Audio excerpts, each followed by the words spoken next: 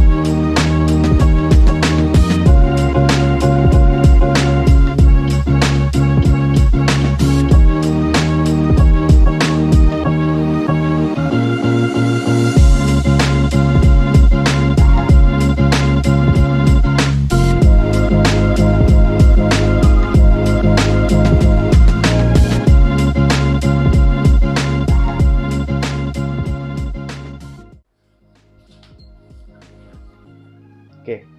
ကျွန်တော်ခုဆိုရင်တော့ဂျာစီလေးကိုဝတ်ထားတာဖြစ်ပါတယ်ဘယ်လိုမျိုး quality ဘယ်လိုမျိုးအမျိုးအစားရင်းနဲ့ဘယ်လိုမျိုး feeling ရရဲဆိုရင်တော့ကျွန်တော်အခုဝေးမြသွားမှာဖြစ်ပါတယ်ကျွန်တော်အခုဆိုရင်တော့ဒီ quality ကတော့အင်ဂျင်အသားကြီးကတော့တော်တော်လေးမိုက်ပါတယ်Galaxy Esport ပို့လိုက်တဲ့ဂျာစီလေးဖြစ်ပါတယ်Galaxy Esport logo လေးကတော့ကြီးဖြစ်ပါတယ်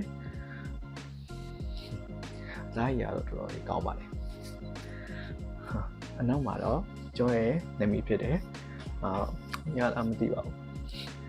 Jerry လေးဖြစ်ပါတယ်နာမည်နဲ့ Jerry ဖြစ်ပါတယ်ကျွန်တော်ဘေးကဂျာစီထုတ်တဲ့ဆိုင်းကတော့Up Design Studio ဖြစ်ပါတယ်ဟုတ်ပါဗီဒီယိုထဲမှာပြဖို့မေ့သွားတာပါပြဖို့မေ့ကြံနေတဲ့ဟာလေးရှိပါတယ်အဲ့ထဲမှာဟိုကG logo လေးနဲ့တို့G jersey design လေးဖြစ်ပါတယ်ရောဒီလိုပုံစံကျွန်တော်နာမည်နဲ့တက်နဲ့ဘာလို့ဆိုတဲ့ပုံပါလေးပါလာပါတယ်ကနကပ်ပါဒါလေးကတော့တော်တော်ကောင်းပါတယ်F Design Studio နေပြီးတော့လောက်ထားတဲ့ jersey design လေးဖြစ်ပါတယ်။ Okay ကျွန်တော်ရဲ့နောက်တစ်ရှိသေးတာတော့ player ကတ်လေးဖြစ်ပါတယ်။ Galaxy Esport အသက်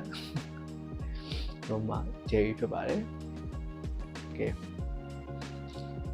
ဝတ်လိုက်ပါမယ်။